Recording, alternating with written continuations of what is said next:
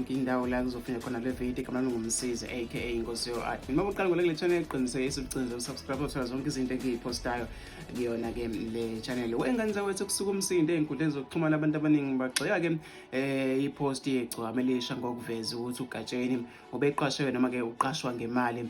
Posta igcokamelisha ebifundeka kanje ithi ke abafundi basongo e-university bathi ke bafuna mina noPenny Ntuli lona ke weGagas FM kanye ke noNetbank khona ke namhlanje, kodwa ke ngebhada ngizokwazi ke ukuba khona bahluleke bancama ukukhokha baze bathola ke usomgatsha ngo-15,000. Wengane zawethu izinye izinto lezi esusumsindo ey'nkundleni zokuxhumana abantu abaningi babhalile ke bagxeka ke igcokamelisha ngale post bakhuluma izinto ey'ningi ehlukahlukene. Wengane zawethu ufisa ukuthi ngizuvo lwakho nombono wakho ukuthi wena ucabangani ke ngalolu daba. Abantu abaningi bebekhuluma ke bebeka ke imibono yabo ehlukahlukene. Nangomunye uthi wemkhaya uma wena ungawuthatha noma ke ungawuthatha noma ungawuthathanga umsebenzi asisidingo sokumemezela ukuthi uza kwenu uqashwe ke ngamalini. Nangomunye uthi noma bangakukhohlisa abangani bakho mfo amanqele kodwa ke bese ingekho isidingo ke sale poster. Nangomunye ethi ke wengane zakwethu miningi imibono la yabalandeli kodwa mina ngifisa ukuthi ngizwe umbono wakho lapha emakhaya ukuthi ngicabanga ngabe mhlawumbe ipost yegcokamelisha